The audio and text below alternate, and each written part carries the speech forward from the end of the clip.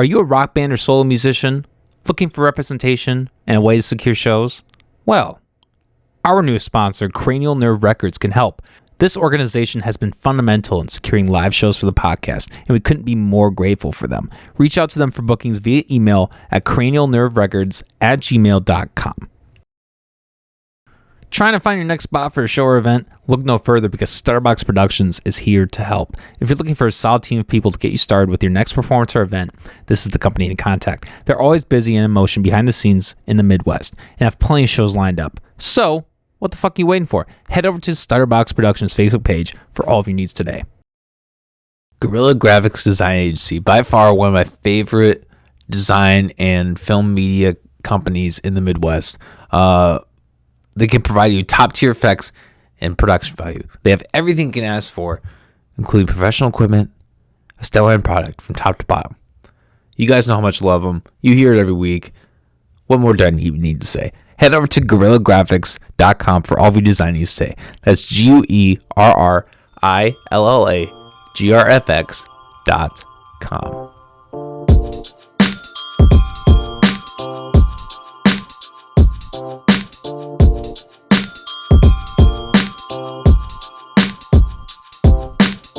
Guys, listen to CowStars Podcast. As always, I'm your host, Coleman McAllister.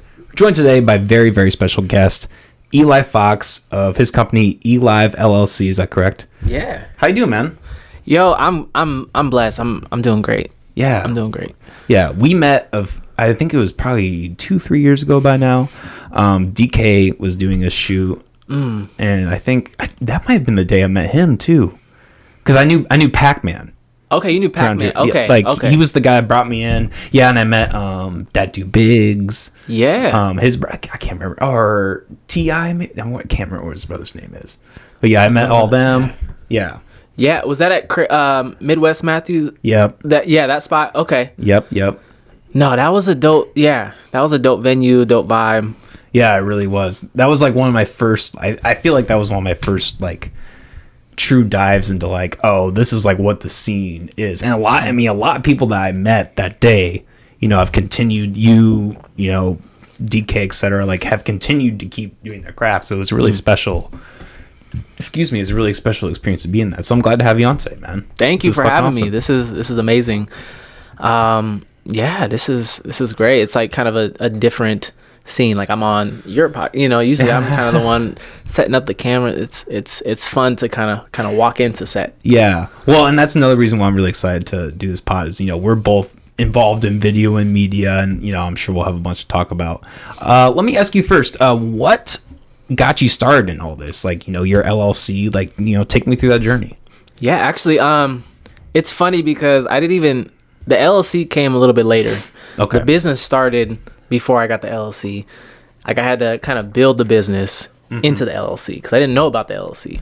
It was like I didn't know that I could, have I could be my own entity. Like have a business. I was just kind of doing it freely. Yeah. Which I feel like a lot of artists kind of do that way. Sure. Maybe. Yeah, I think if you really want to make it, like if you go into art with like that mindset where like, I'm gonna make money, like you almost never make it. You have to have that passion. True. Yeah, I realize the art needs, like the business and the art have to coexist if you want it to kind of keep going, I guess. I don't know. Yeah, exactly. So how long have you been doing this then? Let's see. Like the video? Yeah. Or just like kind of the art in general? Well, I guess both. I mean, how long have you been doing art, and then like when did you transition to more video type of stuff? Yeah. Well, I guess I've kind of been inspired. Like both my parents are artists. Okay. So like, I kind of just grew up watching artists.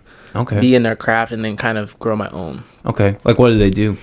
My dad he's involved in like music, and my mom she does like the cosmetology thing.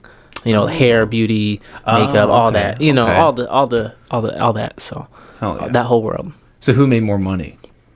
Oh, who made more money? Whoa. Well, it's crazy because, are you talking about my parents? Yeah. Okay, so both my parents, like, they do very well for themselves. Like, they're very intelligent people. Awesome. And Because I can imagine the hair might be a little more steady of an income. I'm kind of talking shit a little bit. Yeah, I'm gonna be honest. We're all kind of spitting each other like different game here and there. Like sure. They teach me stuff, I teach them stuff. Like I don't know. I really don't know. It's shoot. I'm just talking shit. Yeah, I don't really even like. Like the classic, like like someone that doing doing the hair. They have like that 9 to 5, whereas the artist, they're painting and they're like, okay, I hope I can sell this for a grand or whatever. Yeah, and I think with art, it becomes like this, this thing that you create, but it's also something you have to detach from to kind of let it go. So I think that's kind of like the biggest form of wealth, I think. When it comes to like the art with my fam, like it's always been about letting the art go. That's been kind of the priceless commodity that comes with creating, I guess. Oh, well, I mean, yeah, that's instrumental to being a professional artist. I mean, and I'm sure you can relate to this being a video guy. A lot of people have the problem where they're like they don't know when it ends. But, you have that deadline and it's like, oh, well, that's the end, right? And then you have to kind of just like move on from it, Yeah, it's crazy. Even when it's done or the deadline, you still kind of like, there's maybe a couple things I could have changed or whatever. Sure. But I mean, look, when we do like 2 episodes a week, I'm like, I can't tell you how many times where I watch back, I'm like, Coleman, you made a fucking idiot out of yourself, that one, man. It happens. It does. It really does. I think that's kind of how you kind of get better is you kind of have to let it go. You just have to let it go, I guess, sometimes. Oh, yeah, for sure. Even if it's bad, if it's good, bad, ugly, like, just let it go. Well, and everyone when they're starting has bad shit. I mean, you can even take Stanley Kubrick. He's actually probably one of the only few people that didn't really, because when he was like taking photos as like a 7-8-year-old, and he was like selling photography as like a kid to like he literally had that vision from. So that's a bad example, but like almost everyone when they start, it's shit. That's just how it is. You have to get over that bump. Yeah, you're exploring your art. It's kind of like an artist therapy, really. Yeah. That like at a young age you might have a different psychology even as when you're an adult and maybe have different traumas from kid to adult like that you are able to express through your art. I don't know. Well, yeah, I mean that combined with like like I said, like the professional aspect of artists, like you have if you want to make money from it, you have to be able to market it in a way. You have to you have to do some kind of marketing. You have to be able to realize what works. And and maybe I'm sure you're familiar with this, like there's a big saying, killing your darlings, or like like your film dies 3 times. Like if you want to do this kind of stuff professionally, you have to be willing to just let your vision die and be okay, whatever preconceived notions I had of this, I need to cut it off, and I just need to work with what I have right now. Yeah, I know, and being a DMAC and doing the video production thing, I think that's a key lesson that I've learned personally. Is like, yeah, you really, and the podcast has facilitated that too. Like just cutting it off. I'm done. Move on. Future. That's the important lesson to learn. Yeah. No, that's valuable wisdom. Especially when it comes to being able to try. Yeah, for real. It's man, for real. Hell yeah. So you were saying before that you had a podcast, and we were kind of talking about it off camera. What's behind that? What's next, DSM? If you haven't seen it, go check it out. It's amazing. It's growing. We're getting new business owners, different artists, entrepreneurs. Hell yeah. On it. So if you haven't seen it, go check it out. We're getting some pretty interesting people and like business owners at that. So they get to talk about their business. They get to let us know what's thriving, what's not, and then like what's next. Basically what's next. Hell yeah. So like in terms of like business entrepreneurs, like is there a certain type of business that comes on? Is it really a little bit of everything? Like what kind of different things you got going on, or people coming through? Yeah. So I mean, we've had anywhere from sifts and sprinkles, a cake and dessert decorator to like we've had our friends at Dispensary, they were on the show. Oh, you should link me up with them. I've been wanting to get in contact with them for some type of stuff like that. Yeah, I really like what they do. Yeah, it's awesome. They're really making a nice movement in Des Moines, and yeah, they're leading the charge in the that. Yeah, obviously it's not legal yet, but that when it becomes legalized, they're gonna be the first ones to fucking put that shit up. Right. I really love what they're doing. Right. They got some. I've been sorry not to deviate, but I seen that they have some legal mushrooms. Have you seen that?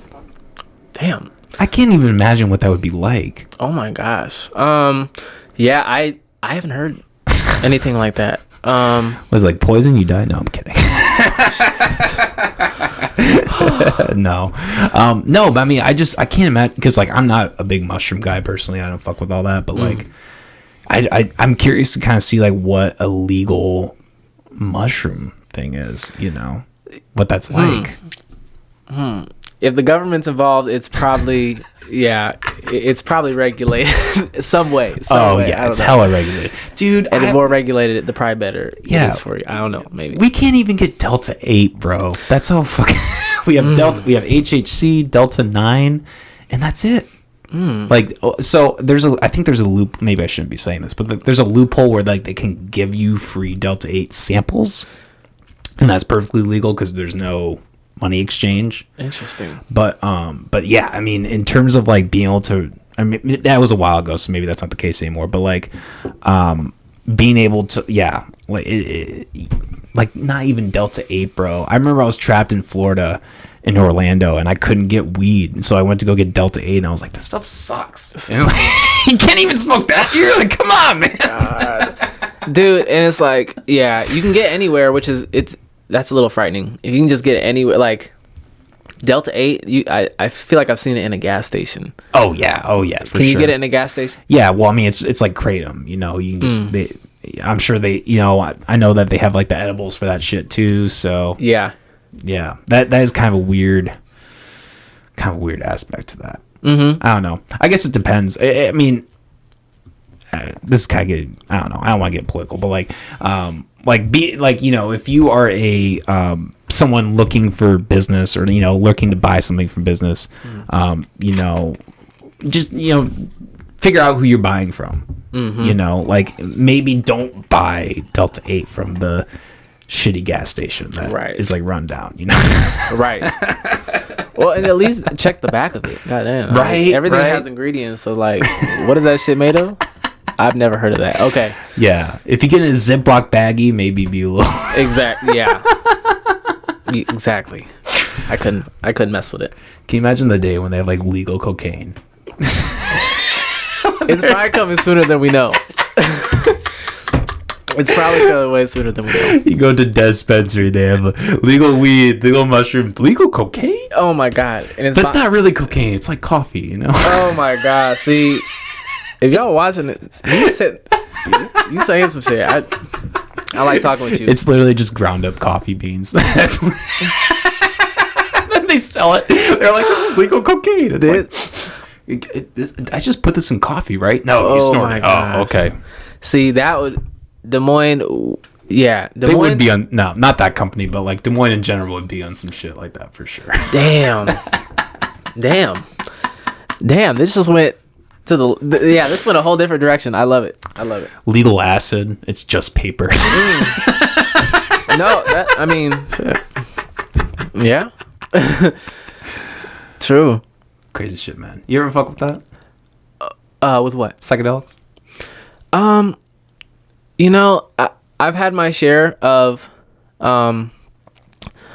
things. Honestly, yeah, it brings me back to myself. More importantly,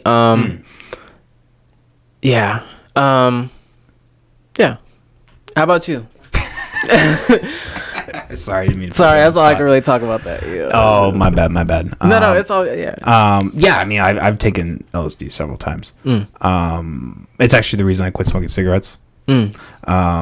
So yeah, I mean, I find very positive experiences from it. Obviously, you should be careful. I don't recommend that anyone just like take any drug willy nilly. But yeah, I mean, I think I think everything should be legalized, for sure. I think people should be free to do that.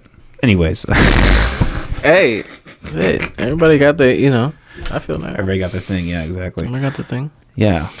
So you said you've been doing a lot of video with this. Let me ask you, do you have any film or director video influences or anything like that? Like anything like, I mean, everybody has their directors that they like or their films that they like. What's kind of some of your stuff in that regard? Oh, so like, who do I look up to? Like, who's the Yeah, OG like or, what kind of directors do you like, films, etc.? Okay, what type of films? Ooh, me. I mean, I watched a horror film yesterday, and I was like, I love all genres of movies. I love the style in which, the cinematography is done in movies that create the genre. Because like, there's different. I don't know. For me, when I watch movies, people look at me watching movies, and it's like, no, did you see that? Did you see that scene? We gotta run it back. Y'all missed it. Because it's like, I get how much work is put into that to make that shit happen. Yeah. So it's like, I respect it. I want to see shit over. I want to see how they do things. I want to dive into that art when I watch movies. Yeah, it's a whole process for sure. Like just the intricacies of making a film, and like really, our teacher was talking to us about, our professor was talking to us about, there's this master class where they take the entire class they take one scene from a movie and they dissect it like 5 different times, and they're just like, these are all the different ways we could do it, and etc. Like, yeah, it really is just like a super intricate craft. I don't know. Have you like, what kind of media do you do with your video? Like, what kind of stuff are you doing? Is it more music videos, or have you done shorts, or what's the extent? I've done just about every type of video I can make. I've done feature, like hour-long features. Oh, wow. With people or with teams. I've been on actual show productions, from PA work to all the way to directing. I've kind of fulfilled every branch just so I can understand what's needed in that position. Because it's like every single position is important. It's like watching football or baseball or even soccer. Everybody has like their position, and it's like you're working in this team to kind of either get the goal or get that guy home, or get the touchdown, whatever, make the movie essentially. So Yeah, you got a lot of players from like you have audio. People watch movies and it's like they don't even realize 50% of it is the audio. yeah. It's like, oh yeah, they're just not watching picture. They're watching audio. They're feeling audio. yeah. You can get away with a bad picture, but you cannot get away with bad audio. Like that will literally remove the audience instantly from the video. Yeah. Like there's like, and like that's why they call it like amateur hour with videos. Like you can tell immediately when a video is amateur because of the sound. Right. Like that's honestly, like, even though like film is visual, like that really is most of it is the audio. People really skimp on the audio. They don't realize how important that is. True. Yeah, it's crazy shit. I guess like from your, let me ask you this, like from your experiences doing this, like what's your biggest takeaway, or like, for someone who may be looking into doing something like this, like what's your biggest takeaway and or biggest piece of advice that you can give? Yeah, I just say when it comes to finding your own story, let it be a process. If you don't know right away, like, build your story. Don't always think you have to have your story right away when you start film, or like, you can create your story. Be your story. Just live in the moment of every scene, whatever, and build your story from that moment that you pick up a camera or do something creative with a camera or video camera or whatever. Interesting. So like, so when you're doing this, is it, because I'm sure there's some amount of planning, but is there an element of it that really is kind of like free form and like almost freestyle in the way, improv? Like filming? Yeah. Yeah. Okay. No, I think the overall, like, you have to have some type of structure Sure. to get something done, but like, Yeah, definitely. whatever happens, you know, after setting the amount of time you have to do for a scene or whatever, blocking or whatever, I think in that moment is where the true creativity comes in, because you're just it's pure production. You're using what you know to just get something done that was once an idea. I see. So the execution is where that comes through. Yes. I see. Yeah, I mean, because I was kind of curious to that, because I mean, there is like you know, like Stanley Kubrick again, fucking one of a kind. No one's ever done it like him. But like, he your favorite? He's one of them. Yeah, he's one of them. You know, it's funny. I just put together a top 10 list, and I was looking through it, and I'm like, I do not have a single fucking Kubrick film in this. What the fuck is wrong with me? I don't know. I don't know if I really have a favorite. I actually know, probably Tarantino. I'd probably say he's probably my top. David Fincher's also great. PTA. I think Paul Thomas Anderson is probably our generation's Kubrick. I mean, There Will Be Blood is just a beautiful movie. Boogie Nights is a beautiful movie. Yeah, but I mean, so anyways, Kubrick, when he was filming Clockwork Orange, they didn't have a script. They would show up to set. He would have the book, and he would be like, "Okay, today we're doing this page." Yeah, yeah. That was how they did the whole movie. And that's such a good fucking movie. And you're like, how is this possible? Wow. I don't recommend anybody try that, you know? Hey, if they do, there probably is a lot more creativity in it. Like, yeah, if you do, you're probably funding it yourself. Because if you went to a production company, you're like, hey, I got this book, and yeah, I think we're just gonna do it. And they'd be like, what the fuck? Like, nah, get this guy out of my office. Get him out. Nope. Yeah, you know, that's another crazy thing about like, and obviously, not obviously, but this might go a little past like you know what we do, but like, you know, in Hollywood, like the script process is insane. Like they have people, they have like a whole team of people that they hire, and their job is just to read scripts, and they go through like 200 scripts a week, right? And literally they start with a pile, and like if there's one thing wrong with the script, out. Like one minor minute formatting, like if they get a script and they can clearly see, like they will not even attempt. And then through that process they come up with maybe 3 or 4 scripts, and none of those will probably get made in anything. That's how cutthroat the industry is. It's insane. So you gotta be good. You gotta be really fucking good. That's the thing. I went to that. I was telling you, I went to that little retreat, that little you know, creative workshop type of thing. I came away from it like, you know, I don't think I'm gonna be a screenwriter. Like I would do it for fun, but like I'm not gonna like professionally pursue this. It'd be more like a hey, one off. Hey, let me try that. Yeah. You know, you definitely have to have a passion for it. I feel exactly. Well, you have to have a lot of confidence too in what you're doing. Yeah. You know, you have to be sure that you have an original idea, or not even original idea, that you have an idea that's going to work with what's going on. You know, true. Let me ask you this: what do you think about like the Marvel superhero films? Are you into that at all?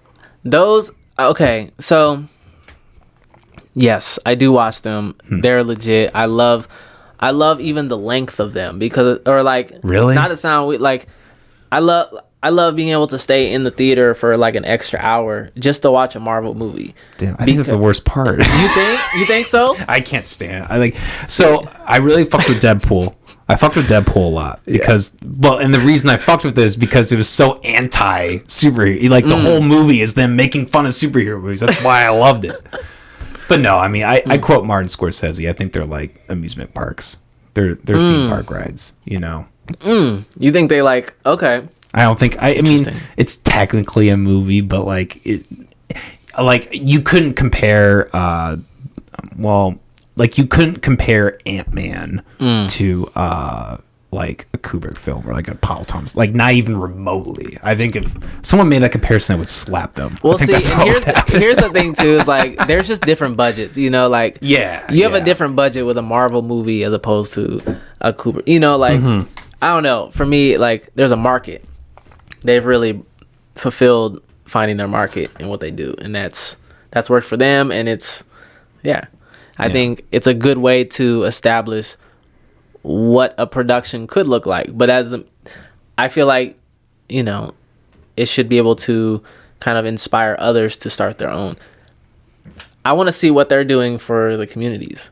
You know, like, how are they helping the local filmmaker? Or what type of events are they holding to where, you know, film festivals? What are they doing? What are they doing? You know, let me know what's up. Yeah. Well, I mean, that's another probably unfortunate aspect of the Marvel movies is they're probably not doing that at all. Zero. It's like, why not, man? There's so many creative minds out here. I agree. And you know, like, and with the whole superhero thing, like I fuck with Batman. I really like Spider-Man. Like I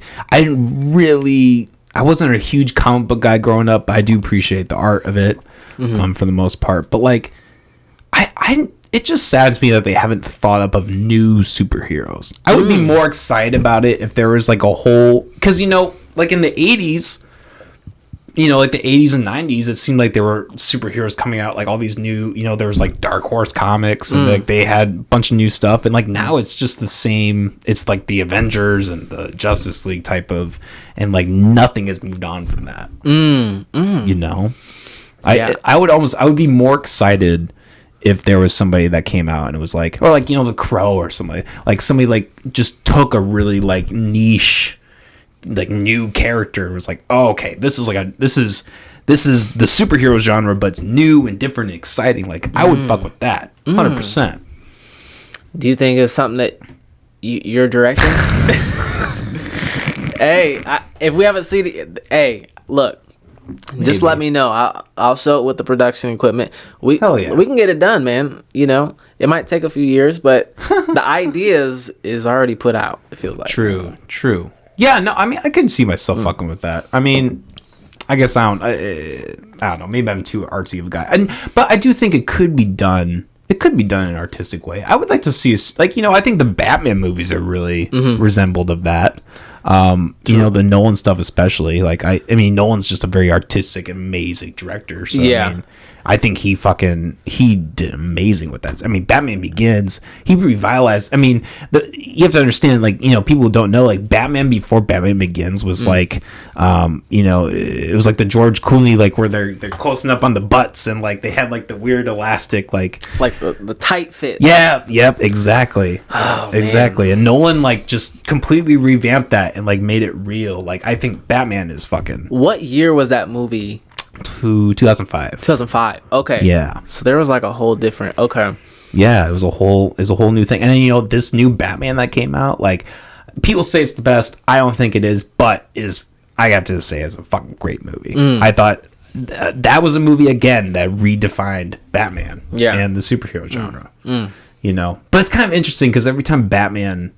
Seems like this is kind of getting deep, but like every time Batman seems to change the game, it doesn't seem like the rest of it maybe a little bit, but it doesn't seem like the rest of the superhero genre goes along with it. Like, you know, like this Batman movie that came out was like really dark and gritty. It was more of like a crime thriller, which I loved. But like, you know, you still see the Avengers. You know, the Marvel comes out with their here's our 10-year plan. Like, there's no.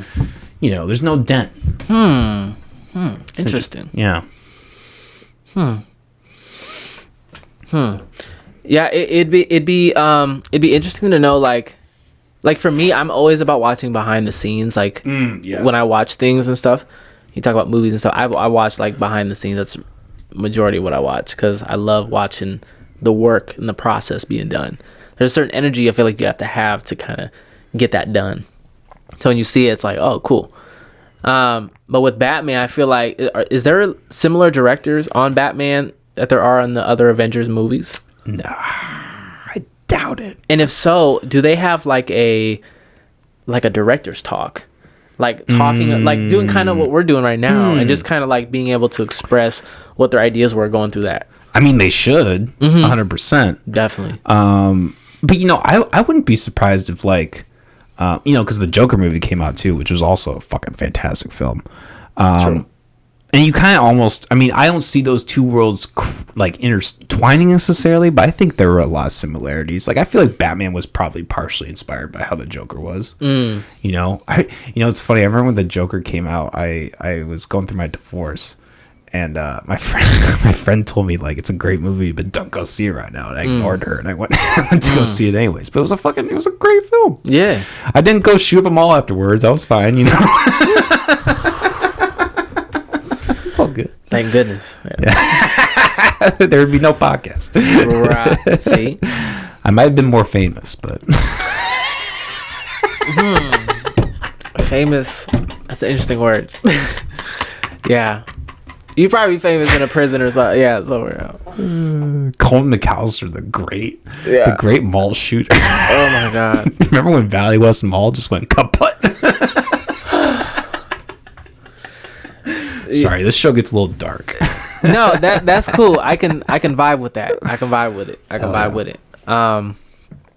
But going back to the idea, sure. you know, about Batman, you know, I think that story in general, I feel, comes from a kind of a darker world, you know. You know, outside of the other ones, they kind of have, like, as I would say, different elements. You know, Batman's kind of like the you know, he just has like his element that he, you know, it's like water, rain, you know, earth, wind, you know, fire. Like everyone's kind of got their own element, and they kind of represent it in their own way. Maybe, I don't know. It kind of a perspective that I grew kind of watching. You know, Hulk, he's kind of the green. Yeah. Earth, you know, like I don't know. But here's the brilliant difference between Batman and all those characters: is Batman is human. Yes. And therefore he's more relatable. And also Batman, I mean, you say what you want about all those superhero movies, but they all have a good ending. You never, I mean, I know I didn't see it. I know Infinity War was kind of like, had like a weirder, like, oh, some people died or whatever. But I'm sure overall it still had like a, you know, a positive ending. The bad guy, like, oh, okay, Spider-Man, you know, 5 came out. Let me guess. There's going to be a good guy and he's going to beat the bad guy. Yeah. And that's going to be the end of the movie. And it happens 99% of the time. Yeah. So do you feel like they should change it? Oh yeah. Yeah. I mean, if they really wanted to change the game and actually make an impact in that genre, yeah. I mean, they had to change the format. You know, it's you know, similar, like they say, like what we're living through right now is very similar to the 50s. Where we had this oversaturated abundance of Western films. And, you know, great films came out of that, but, like, also kind of the same thing. There's the cowboy, there's the girl, he chases off the Indians, he gets the girl at the end, etc. Like, that's almost every, you know, and people eventually got sick of that. And then, in the 60s and 70s, we got these really dark, gritty films, these dark, gritty crime films, you know, gangster films, you know, stuff like that. Like, like, you know, toward the end of the 50s, like, noir kind of had a comeback, you know. You know, just shit like that. Like, and that's the beautiful thing about, like, the audience, is the audience really determines that a lot, too. True. No, that's facts. Yeah. You know, it's also kind of funny. We were, I was just at my girlfriend's family's dinner, and we were kind of talking about, like, you know, the Top Gun movie. I didn't see it, the new one. But apparently they were initially going to have China be the bad guy, but then they had to change that real quick. Because China is like 75% of their fucking, like, almost all of Hollywood makes their money off overseas in China. Like, it's an overwhelming majority of their income comes from China. So you can't piss off your audience. Exactly. Audience. Exactly. It's crazy, man. Isn't that crazy that an American-based company just seems to purely project to, like, overseas? It's kind of an insane concept. That wasn't the case 20, 30 years ago. Well, and at least not as much, maybe. If we're talking Hollywood, we're talking film. So it's like, sure. Yeah. It's like, you know, I didn't see that there were just, it was a different time period for a lot of different, even countries, you know, back then, you know. Yeah. Maybe the film energy was, you know, USA, you know, Hollywood, people had to come here for the film, you know, like, to create their story. I don't know. People were sold to get here, you know, like, from other, I don't know. Yeah, exactly. Let me ask you kind of a random question. Well, not random. I kind of had this premeditated, but like, and we don't need to get. I don't want to get into specifics necessarily. Okay. But like, because we both work in media. What's your view on like censorship in general? Like, let's say you have your baby and they say, oh, XYZ doesn't meet, our whether it's our political or social, whatever, we just don't want to have this. What are your thoughts on that? Oh, that's a good question. I think it depends on who's asking you. Sure. If it's somebody who maybe represents or has media that, is conflicting with certain ideas, I don't know. I feel like the truth does need to be told on platforms, and to a point, if there is too much censorship, then what truth is it, I guess, to a certain point. I don't know. I feel like you have to get, why censor the truth? I don't know, to an extent. Well, I mean, there's a very good reason to censor the truth, is that for gain, financial or political gain. I mean, there's a very good reason. I was just thinking about. I don't know if you're familiar with the director Tarkovsky. No. See, he was a very good Russian director. He did the movie Stalker. If you've ever heard of that? He also did Solaris. Both very, very good films. But I don't remember what the movie's called. I think it's some Russian name. It's about like a Russian soldier in like the 1300s. But like that movie was like heavily censored by the Soviet Union for and it didn't come out till like 25 years later because it depicted the government poorly and whatever. I haven't seen the movie, but that's what I understand. So I mean, and it's actually kind of interesting whenever a movie in the U.S., I believe in the U.S., any movie created in the U.S. that depicts the military, gets sent to the military for approval every time. If you have one instance of like a soldier, branch, etc., like the U.S. government needs to approve it, or else your movie will not be released. Which is crazy, man. Wow. So, yeah. That's how you know who controls the the film world, Yeah, like. But it's a slippery slope too, because like because you can understand things like pedophilia or like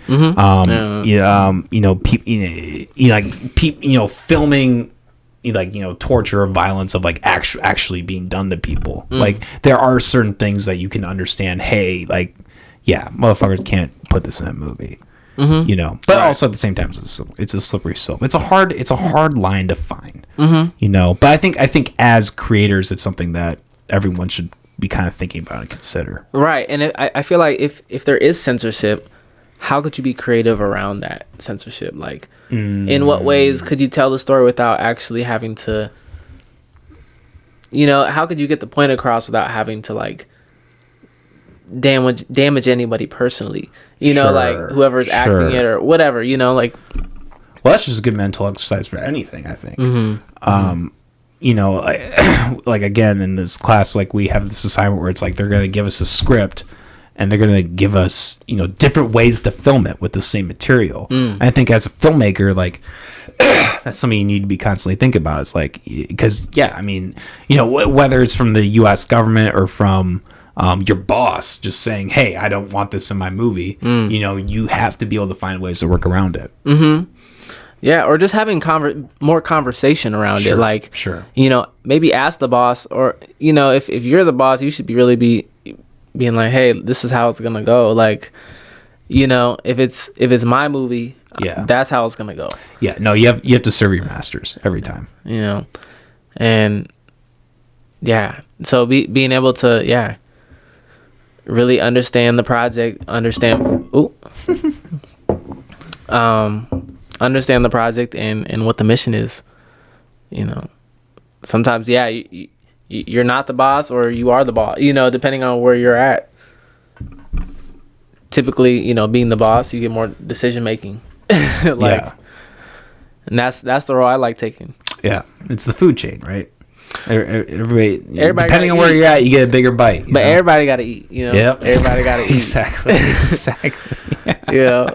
Well, hopefully it's not each other. We gotta get the project done. I don't need you eating his head off just because your idea is better than his. No. Yeah, right. That's another thing too. Like, have you ever seen Apocalypse Now? Apocalypse Now. Where can I watch that? You should be able to watch it on Netflix. Maybe if not, go buy it, bro. It's one of the all-time greatest films. Okay, like Walmart or Target, they'll have it. Literally, I mean, in stores, I don't know. Or Amazon. It's for sure on Amazon. Yeah. Okay. Dude, bro. Okay. If you are, excuse me, if you are in media, you should watch Apocalypse Now.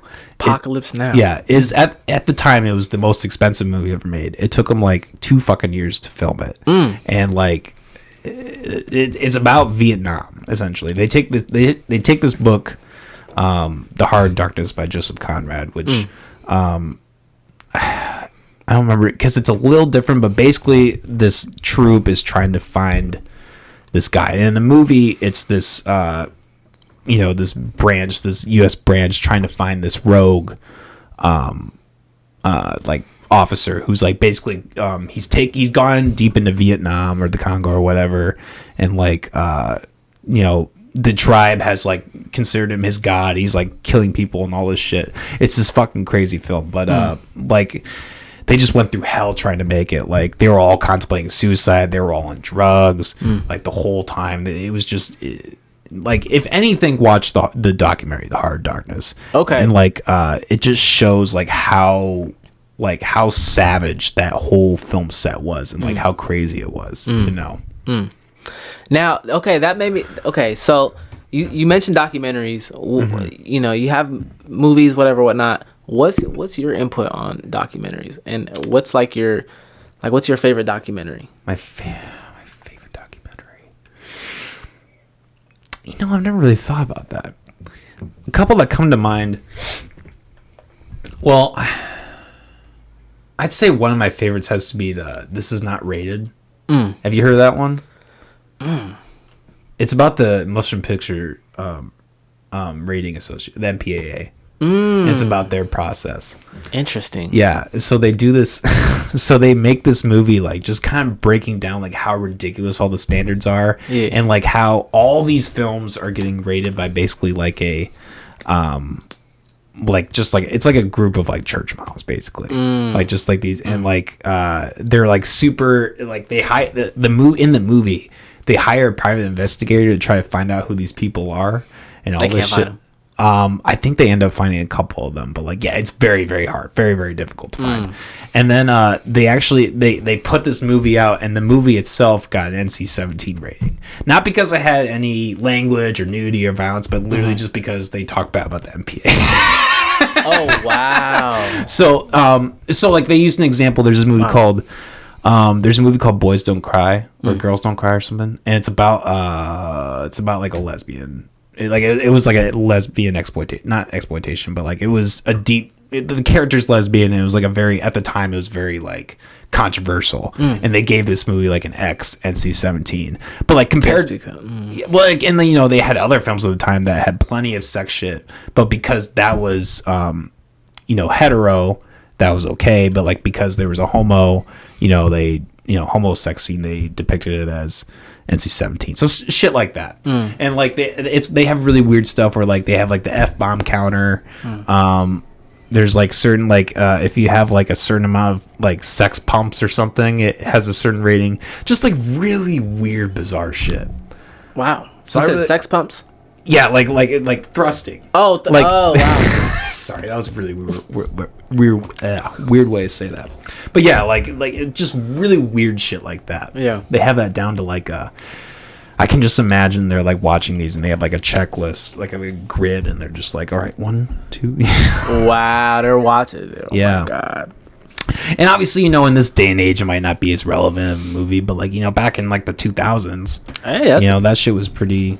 That's a good recommendation. I'm gonna watch it. Yeah, I'm gonna watch it. Otherwise, Dear Zachary's a really good one. That one's really fucked up. That's actually probably the only documentary that's ever made me cry. Dear's, what is it? It's called Dear Zachary. Dear Zachary. It's just a really sad, crazy story. I also really like Fahrenheit 9/11. I'm not. That's an interesting one. I'm not really a fan of Michael Moore. I won't lie, but I did like that one. I did really like that one. Because fuck Bush, fuck Bush, fuck Cheney. Like I thought he did do a really good job with that. Man, that was a good movie. Yeah. Or documentary, I should say. Yeah. What about you? Wow. Okay. So I just watched What Is a Woman recently. That's awesome. Dude, I've wanted to watch it. I wanted to get around to it. Me and my significant other, we watched it, and I'm just gonna say we had a lot of questions to ask each other, because as relationship partners, you know, you have to know your partner 100%, you know, live with it, whatever.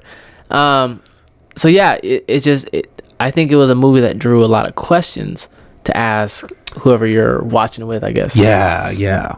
So it was cool. It was interesting. Lots of great shots. I mean, stuff that you could shoot on an iPhone. Yeah.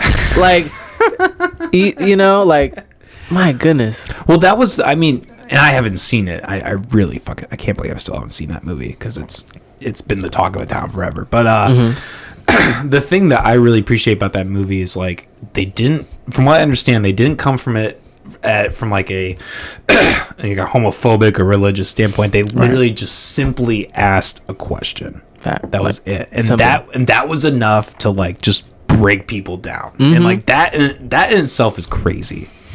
You know, that's enough to, like, Matt Walsh, I don't know, he has some opinions I don't really agree with. Like, for instance, he doesn't approve of gay marriage, like, at all. And I'm like, fuck. Like, that always deters me. Well, see, and that's why I think the media does too, is they take one person's great opinion, and then they turn him into someone people should listen to. You know, it's like, okay, that was a good documentary, but I don't know what he's talking about now. Like, I can't be responsible for what he's talking about now. Yeah. Well, no, it requires nuance. Yeah. You know, it like look, like I was just saying, like, Michael Moore. Like, most of his stuff I can't stand. I think he's really egocentric. He has this constant need to put himself in every single one of his documentaries, like a fucking narcissist. Like, dude, shut the fuck up. But I did really like what he did with that. Like, he really, like, got into the federal government and, like, dug up all this shit and, like, really painted, like, a a more real picture of that whole situation. I appreciated that. And then I watched Bowling for Columbine, and I couldn't even watch it because I was so fucking like, this is movie about Columbine, and he spends the first 30 minutes of it talking about the fucking war in the Middle East. And you're like, okay, what is this movie about? Is it about Columbine, or is it about guns? You know, that's another thing. Deep. Yeah, like knowing what your movie's about. I'm watching this movie right now called The Thin Red Line. I don't know if you've ever heard of it. I haven't seen it yet. It's okay. Don't waste your time. No, honestly, you wouldn't wait. Oh, okay. It's super long and dragged out. I feel like they could have cut that movie in half, and they would have gotten the point across. They would have gotten it. Yeah, exactly. But but like, it's weird because it has this, like, anti-war sentiment to it. But then they have all these, like, really, like, overdone, like, gory explosions, and, like, it almost feels like they're glorifying it in a way. So it's like you can't even really decide what kind of movie you are. You know, like American Sniper, I think that's a great anti-war film. But like, that was consistent. Like, and like, you know, there was no, like, glorious, like, hey, war. It was just him doing his job, mercilessly shooting down people the whole time, and then, like, all the imagery and everything. Like, it was all like a negative depiction of war. There wasn't any like, the film knew its pace, the film knew its tone, etc. Right. You know, all that. Damn. Yeah, it's some crazy shit. Do you have, like, do you like war movies? Do you have a favorite war movie? As awful as war is. Let's see. There was a movie that had I'm all about camera technique. Like, when I'm watching movies, it's like story, yes, that's high priority, but then that's like camera movements, audio, sound effects, green screen effect, like all the stuff kind of floats in. Yes, but definitely. I'd have to say Act of Valor, just because Haven't seen it.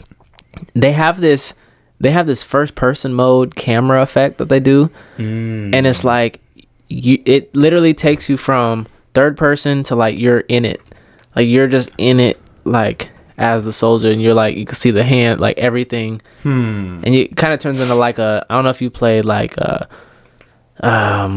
any war video game, like Call of Duty. Call of Duty, yeah. Sure. It kind of turns you into that mode. Like it's just a different angle that you typically don't see in movies that I like, and it took some creative thought to kind of engineer how that would look. Yeah. You know, it took some thought to get there. You know.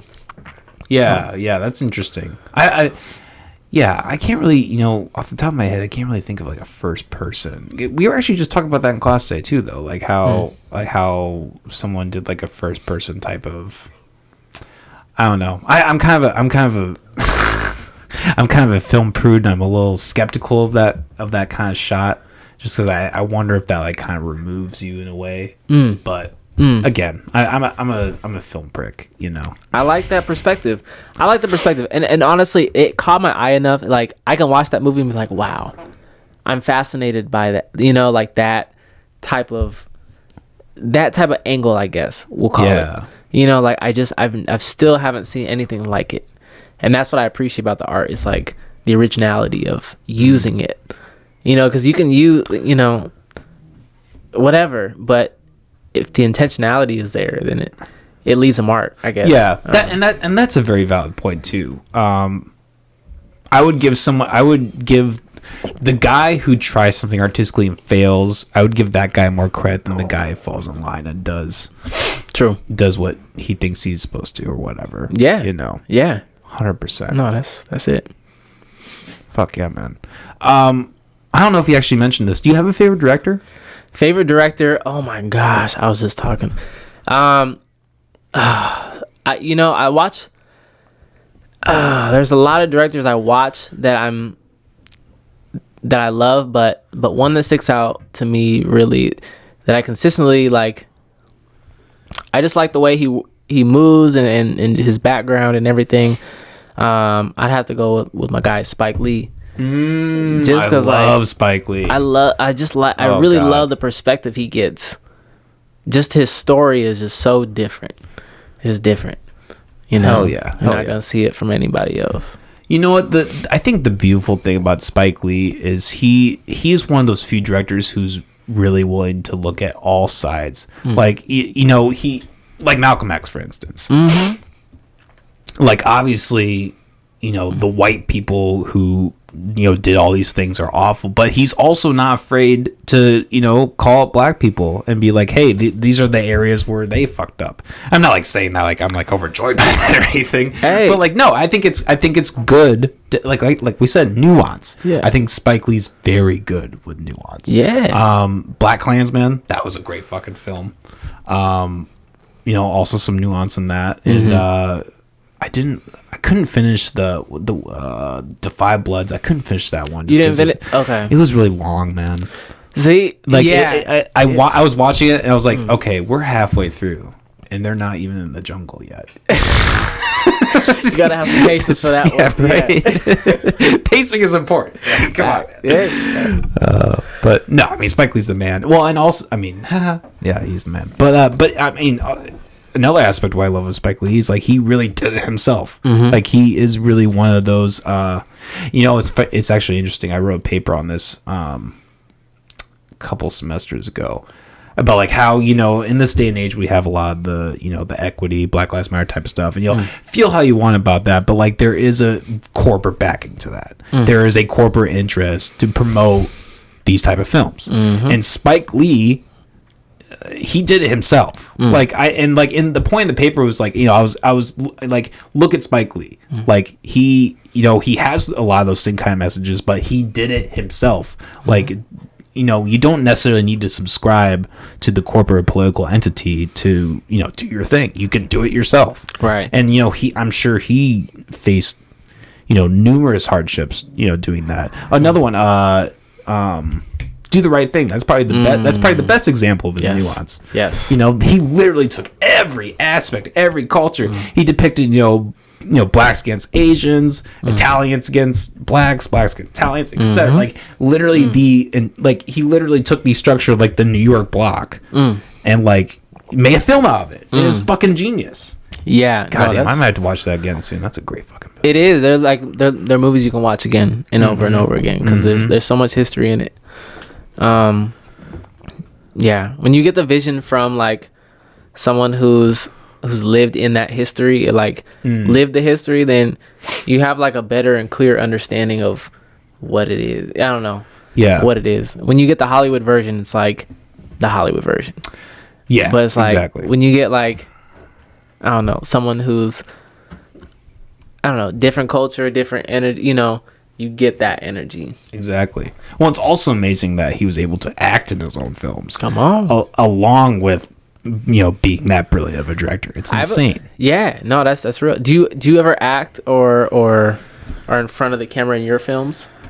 I have in the past. I did like a short film in high school where I was like one of the main characters, but I mean that was just because I couldn't find anyone, Yeah. I mean, I would, if somebody wanted me to do it, I would do it. I have, like, in school I've acted for people, but I really do prefer to be behind the camera. I take the role of director a lot. I like to be the one like saying, okay, do this, because I mean, I guess at the end of the day, like, I'm, maybe this is lack of self-esteem or whatever, but like I always believe that there's someone that can probably do the job better than me, especially when it comes to acting. Right. Like Tarantino said this, like directing isn't like doing everything yourself, it's directing everybody to do everything for you. Like it's not like True. Like you don't need to like know everything as a director.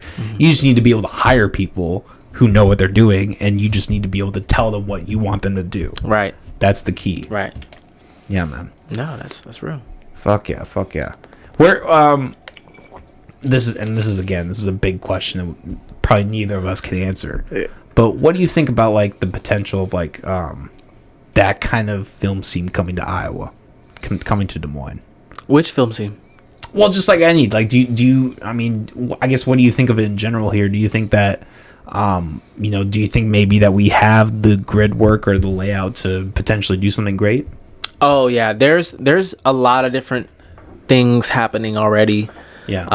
That involve film that are in Des Moines. Shoot. Yeah, it's growing. It's Des Moines is small. Like. Yeah. 200,000 people compared to 1 million people in LA. Like, it's growing, and I think once it hits a certain point, then, film is always going to be happening. There's a lot of good staples in film that are here in Des Moines. Yeah.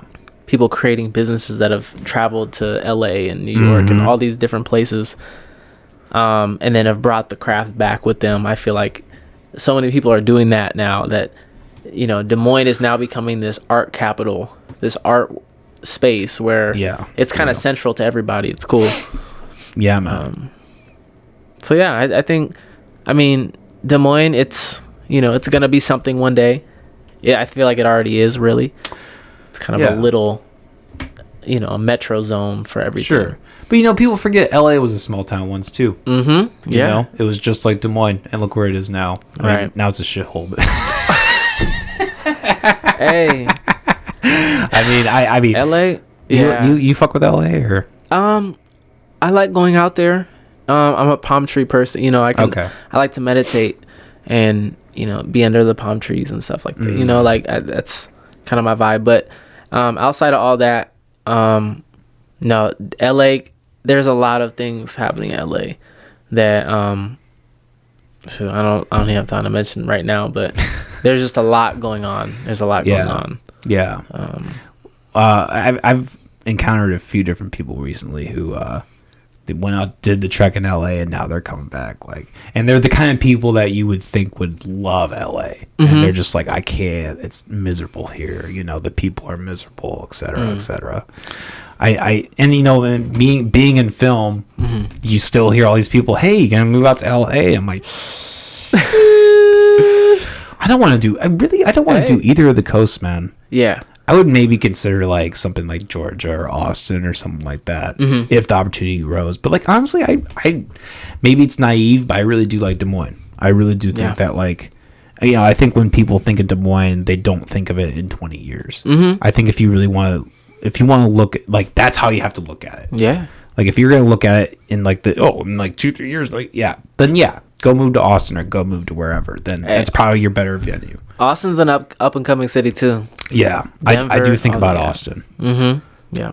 Yeah. Now, LA, it's a beautiful coastal city, you know, like, area you can go to visit for a little bit, but then, you know, Des Moines coming back home is kind of like the, Well, that's also the advantage of living here, right? Is like, you know, you have more flexibility to do that when you live somewhere that's cheaper. Yeah. I mean, true. The people in LA, I highly doubt they're making travel plans to.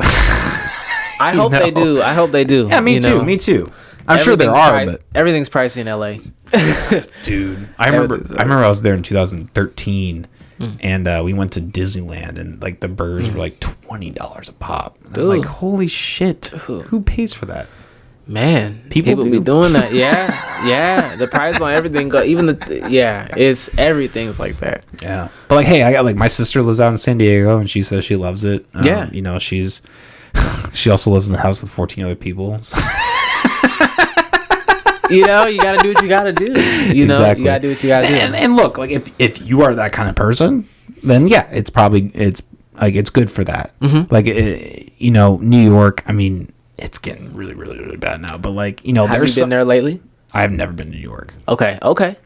I recommend it. You do? Yeah. I mean, yeah, it's definitely a place where there's a lot of people, you know, but no, if you haven't experienced New York yet, you have to go. I do want to. You have to go.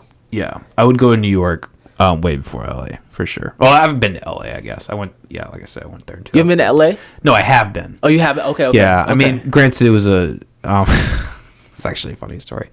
So I was in marching band. Yeah. And our school got the chance to go to the Rose Bowl, to march in the Rose Bowl parade. And we were the Dutch. So we marched in wooden shoes. And that is a 5.5 mile trek where you have to march and do your whole you know? So we get there. And I played tuba at the time. Yeah. I take my tuba out, and so the bus drops us off. We take our instruments out of our cases, put our instruments, you know, cases back in. Bus leaves. Yeah. I realized I do not have a mouthpiece, so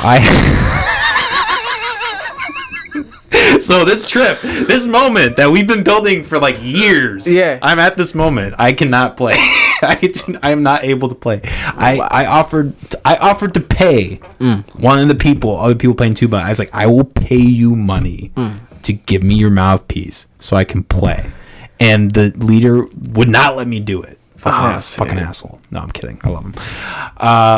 But yeah, so obviously this is traumatic.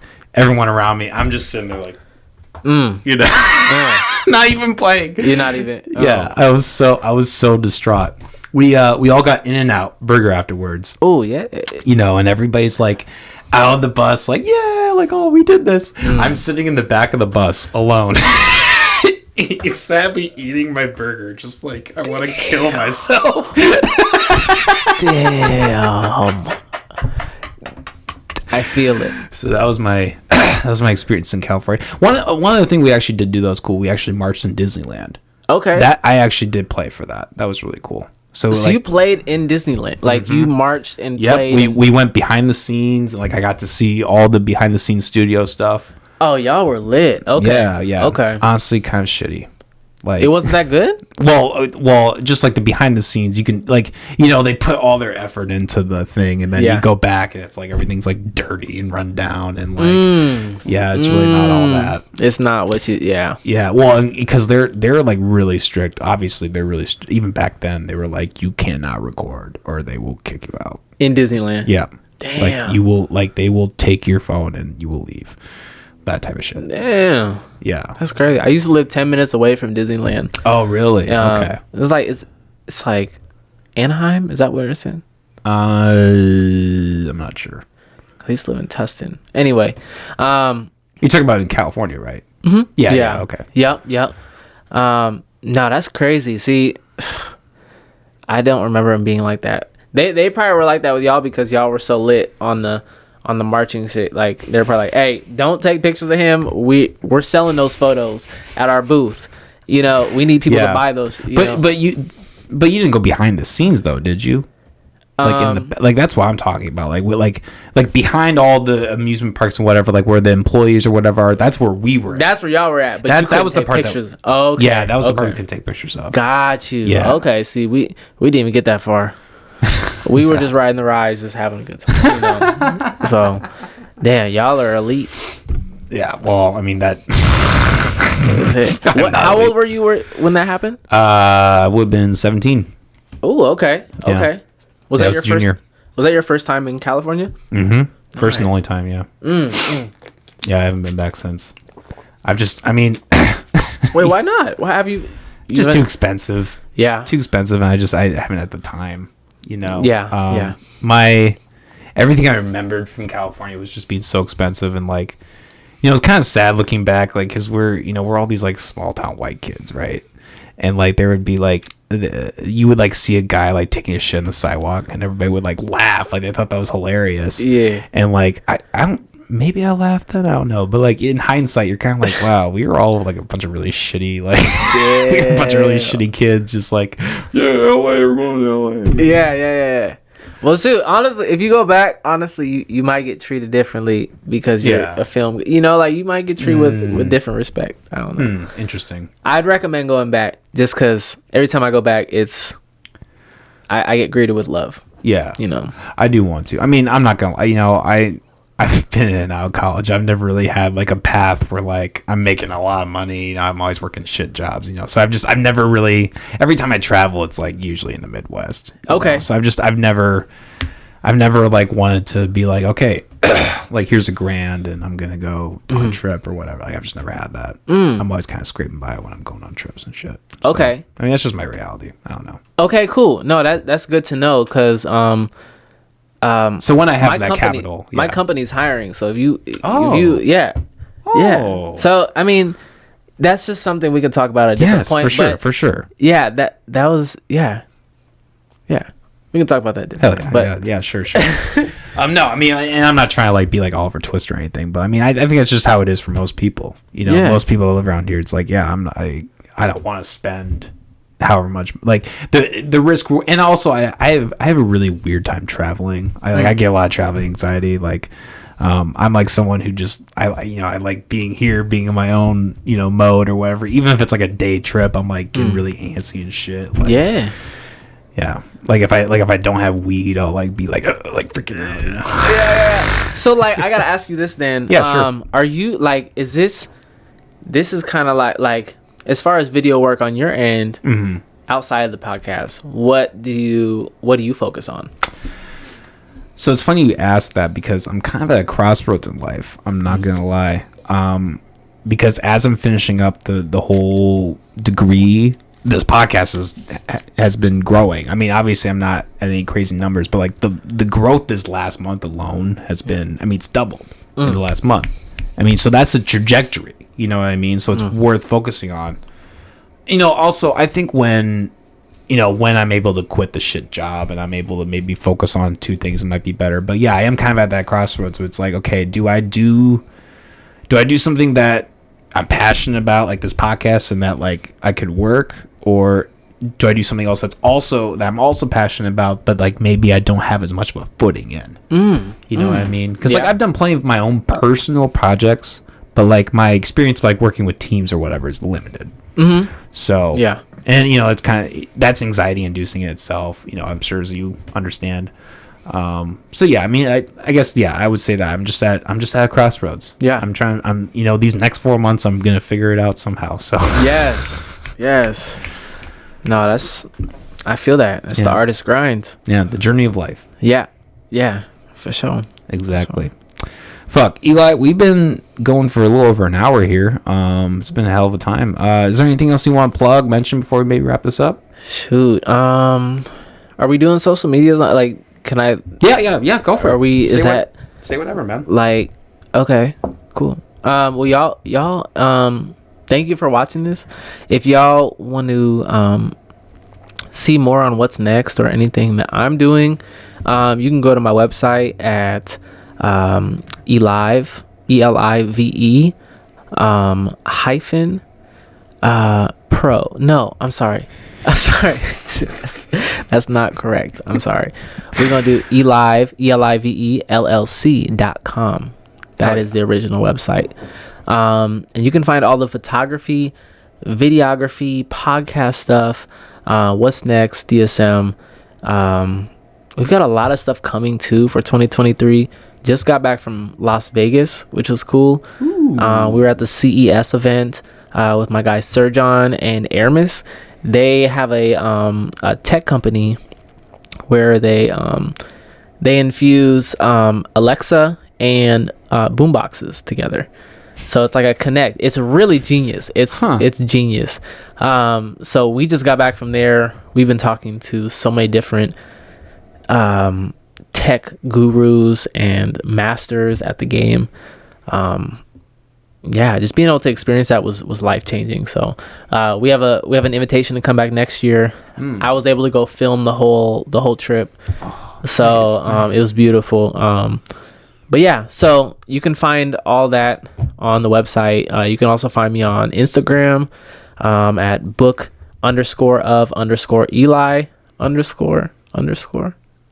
Yeah. And then my business one, which is just Elive LLC. Hell yeah. So we'll put all those in the description also, so people can just click that directly and take you right there. That's love, bro. But yeah, those two mainly. I like to keep it simple. Hell yeah. Eli, it's been a fucking pleasure, man. Likewise. Been great to reconnect with you, I guess. And, I hope we can do this again and keep doing this. Absolutely. Hell yeah. Guys, every Monday and Thursday at 7 p.m., you know the drill. We got a website, macalstars.com. Also, we have a Patreon where you can subscribe to our exclusive content. You can also donate at our website. We highly encourage that. And yeah, have a good night, everybody. Peace.